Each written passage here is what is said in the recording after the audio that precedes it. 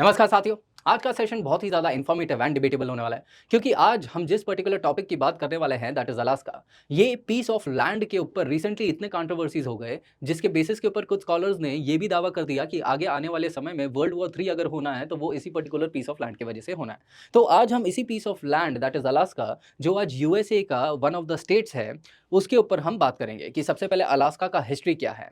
यहाँ पर रशिया उसको क्लेम करता है एंड ओरिजिनली ये रशिया का भी एक पार्ट था। सो अगर रशिया का पार्ट है तो वो यूएसए के पास कैसे आया, तो दैट इज हम उसके हिस्ट्री को भी जानने की कोशिश करेंगे। अपार्ट फ्रॉम दैट क्या ऐसे कारण थे कि रशिया ने यूएसए को अलास्का दे दिया, एंड चौथा ये था कि क्यों ही सिर्फ यूएसए को ही दिया गया, कोई और बड़े पावर्स भी तो उस टाइम पे थे जैसे ब्रिटेन वगैरह, उनको भी तो दिया जा सकता था। तो ये सारे इश्यूज को आज हम समझने की कोशिश करेंगे। अब रिसेंटली क्या हुआ है कि पुतिन ने जनवरी के अंदर एक डिक्री पास किया जिसके तहत उन्होंने बोला कि जो रशिया है, ओरिजिनल टाइम में जो रशिया था, यूएसएसआर एंड रशियन फेडरेशन, जितने एरियाज थे आज के टाइम में वो एरियाज अगर दूसरे भी देश में हैं तो उन एरियाज को हम वो लोग लीगली वहां पर डिमार्केट कर सकते हैं, मतलब लीगली रजिस्टर कर सकते हैं। ऐसा करके उसने एक डिक्री पास किया था। ऑल्दो इसने ये डिक्री पास किया था अपने एक्स्ट्रा टेरिटोरियल एरियाज को प्रोटेक्ट करने के लिए। हाउएवर यहाँ पर बहुत सारे लोगों ने ये वायरल न्यूज फैला दी कि अब पुतिन जो है अलास्का के ऊपर भी कब्जा करने की बात कर रहा है। सो यहाँ पर अब अलास्का की बात आ रही है तो ये बोला जा रहा था कि अलास्का इनका हिस्टोरिकली रशिया के पास था बट अब वो यूएसए के पास है। तो ये जो पूरा सिचुएशन है ये असल मायने में रशिया के पास से यूएसए के पास कैसे गया, तो ये हमें यहाँ पर अभी जानना है। सो अगर हम यहाँ पर हिस्ट्री ऑफ अलास्का की बात करें तो देखिए सबसे पहले लेट अस जस्ट अंडरस्टैंड, ये जो अलास्का वाला एरिया है ना, यहाँ पर ट्राइबल लोग रहते थे, नोमैडिक लोग रहते थे, जिनका खुद का अपना एक एथनिसिटी एंड कल्चर है, दैट इज एस्किमो का कल्चर। ये ठंडे एरियाज थे तो वो लोग खुद अपने आप में अलग रहते थे, जिससे वो मेन एरियाज के साथ कल्मिनेट नहीं हो पाते थे। अब हुआ क्या कि अगर मैं ओरिजिनली बात करूं तो रशियन फेडरेशन जो है ना, रशिया सिर्फ इतना ही था, ठीक है, दैट इज 14th-15th सेंचुरी के अंदर रशिया सिर्फ इतना ही था। लेकिन धीरे धीरे करके क्या हो रहा था कि by the time of 1580s यहाँ पर जो रेजिम था ना, ये लोग ऑर्थोडॉक्स क्रिश्चियनिटी को प्रमोट करते थे। सो इन लोगों ने ये चीज बोला कि हमें अपने एरियाज को एक्सपांड करना है ताकि हम ऑर्थोडॉक्स क्रिश्चियनिटी को बढ़ावा दे सके, एंड साथ साथ में हमें इकोनॉमिक रिसोर्सेज के लिए भी बहुत ज्यादा एरियाज चाहिए। दैट इज अगर हम एरियाज को बढ़ाएंगे तो दूसरे एरियाज के इकोनॉमिक रिसोर्सेज भी हमारे पास आएंगे। तो बिकॉज ऑफ दैट क्या किया इन लोगों ने, एक्सपांशन करना शुरू किया। तो रशिया धीरे धीरे क्या होता है ना कि रशिया इधर तक पहुंच जाता है। ये वाला जो एरिया था that was known as the Siberia, ठीक है। अब साइबेरिया ये जो एरिया था पूरा, it was controlled by one of the grandson of Genghis Khan, ठीक है। अब ये जो एरिया था इसके ऊपर कब्जा कर लिया रशियन फेडरेशन ने, और इस एरिया के ऊपर मतलब कब्जा करने के बाद इस एरिया के सारे रिसोर्सेज को वो यूज करने लग गए, एंड इनके पास तो एडिशनल टैक्स पेयर लोग भी आ गए। सो यहाँ पर एडिशनल रिसोर्सेज इनको मिल रहे थे। अब उसी टाइम पे क्या होता है कि कुछ ऐसे लोगों को रशिया एडवेंचरर्स को प्रमोट करता है, और यही एडवेंचरर्स को बोलता है कि भाई नए नए एरियाज आप ढूंढ के लाओ। तो उन्हीं में से जब एडवेंचरर्स नए एरियाज को ढूंढते हैं, ठीक है, तो वो लोग बोलते हैं कि ये जो साइबेरिया के आगे वाला भी एरिया है ना, वो बहुत ज्यादा रिसोर्सफुल एरिया है। क्योंकि क्योंकि उस टाइम पे रशिया का डिमांड अलग अलग रिसोर्सेज थे, लेकिन उनमें से सबसे इंपॉर्टेंट था फर।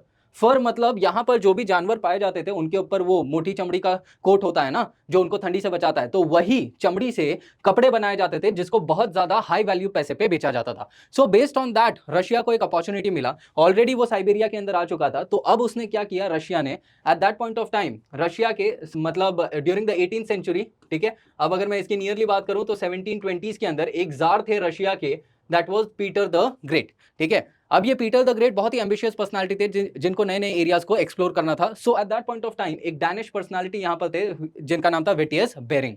विटियस बेरिंग को इन्होंने बोला कि भाई तुम नए एरियाज को ढूंढो, मैं तुम्हें पैसा देगा, जहाज देगा, सब कुछ देगा।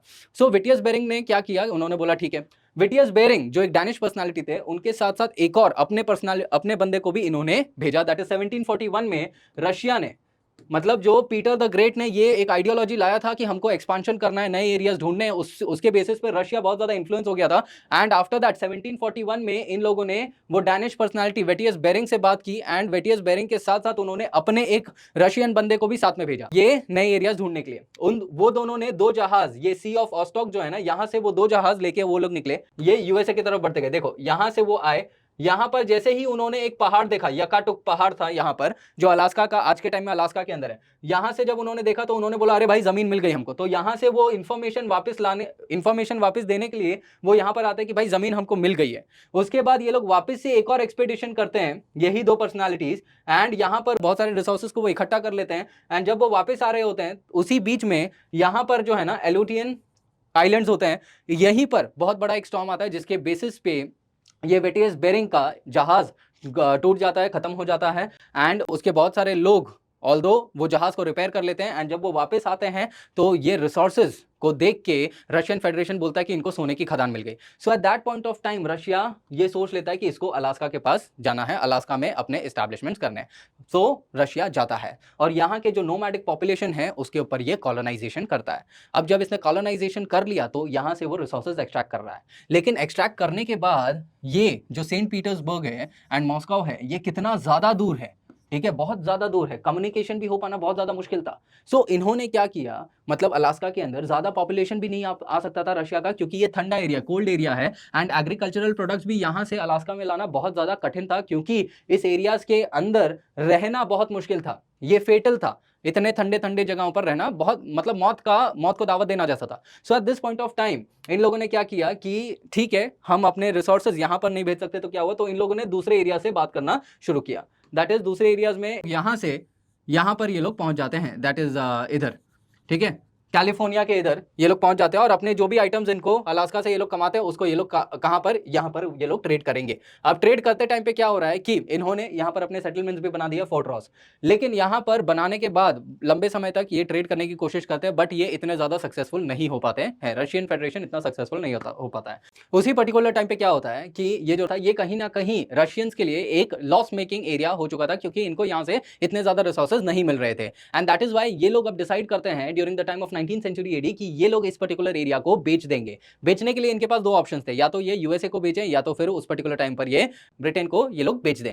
लेकिन अब इनमें से ये सिलेक्ट किसको करेंगे, यूएसए को। अब ये यूएसए को सिलेक्ट करने का मेन कारण अभी हम जानेंगे, बट सबसे पहला सवाल ये होता है कि क्यों ही इन लोगों ने डिसाइड किया कि ये जो अलास्का है उसको बेचना है, क्यों इससे पीछा छुड़ाना चाहते थे। सबसे पहला ये कारण था, इनका मेन पर्पस क्या था, उस एरिया के अंदर जाने का, फर, ठीक है। लेकिन जब ये लोग वहां पर पहुंचते हैं अलास्का के अंदर इन नियरली 30 ईयर्स, क्या होता है कि ये लोग ये जो ऑटोफर्स है ना, ये जो जानवर है, इनको ये लोग पूरी तरीके से खत्म कर देते हैं। और आज के भी टाइम में अगर इस प्रजाति को हम देखें तो ये आज के भी टाइम में एंडेंजर्ड लिस्ट के अंदर आता है, ठीक है। सो इतना ज्यादा इनका हंटिंग किया गया था, सो दैट इज वाई अब इनको फर वहां से मिल नहीं रहा था, दैट इज वाई इन लोगों ने बोला कि यार इसको हमको बेच देना चाहिए। इसके अलावा दूसरा एक मेन कारण था, eight that point of time Russia जो था ना वो एक्सपांड करने की कोशिश कर रहा था एंड जब वो एक्सपांशन कर रहा था तो वो ईस्ट की तरफ जब वो बढ़ रहा है, that is towards the Balkan states, that is इस पर्टिकुलर एरिया के अंदर, ठीक है, यहां पर जब वो एक्सपांड करने की कोशिश कर रहा है, ये एरियाज मुस्लिम कंट्रीज थे एंड उस टाइम पे मुस्लिम कंट्रीज की बात करूं तो टर्की जो था, ऑटोमन एम्पायर इस पर्टिकुलर टाइम पर था। सो ऑटोमन एम्पायर कहीं ना कहीं इसको सपोर्ट कर रहा था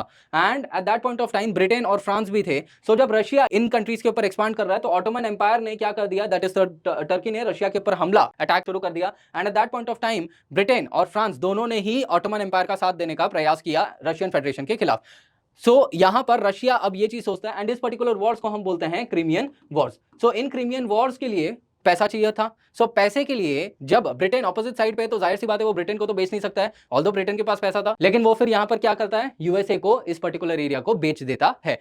अब बेचने के लिए वो क्या कर रहा है, दैट इज 1859 से ही वो डिसाइड कर देता है कि उसको अलास्का को बेचना है, लेकिन 1863 में यूएसए के अंदर एक सिविल वॉर की शुरुआत होती है, दैट इज वाई यूएसए इस पर्टिकुलर एरिया को खरीदने का इतना सक्षमता नहीं रख रहा था। लेकिन फाइनली क्या किया जाता है कि मीटिंग्स सेटअप किए जाते हैं between Russia and between USA and यहां पर रशिया ने $10 मिलियन का भाव लगाया था अलास्का का, लेकिन वो निगोशिएट करते करते $7.2 मिलियन पर आ गए एंड फाइनली 1867 में क्या किया गया कि अलास्का को बेच दिया गया टू द रशिया एंड जब अलास्का बिक गया, आज के टाइम में उसको हम वैल्यू करते हैं नियरली एट $119 मिलियन, ठीक है, इन्फ्लेशन एडजस्ट करके। लेकिन अगर उसका ओरिजिनल रेवेन्यू गिविंग पोटेंशियल है that is going to be more than 50 billion dollars. तो यहां पर ये एक हिस्टोरिक मिस्टेक कहीं ना कहीं इसको माना जा सकता है कि अलास्का को इन्होंने दे दिया था इन लोगों को, दैट इज यूएसए को, and in today's time they are claiming it back and इसी के ऊपर बहुत सारे थियरीज एंड बहुत सारे इश्यूज रिवॉल्व कर रहे हैं। एंड यहां पर जब हम व्लादिमीर पुतिन की बात करें तो वो एरियाज को एनेक्स करने की जहां तक हम बात करते हैं तो वो हिस्टोरिसिटी के साथ साथ वो कल्चरल आइडेंटिसिटी के ऊपर वो उन एरियाज को एनेक्स करने की कोशिश करते हैं,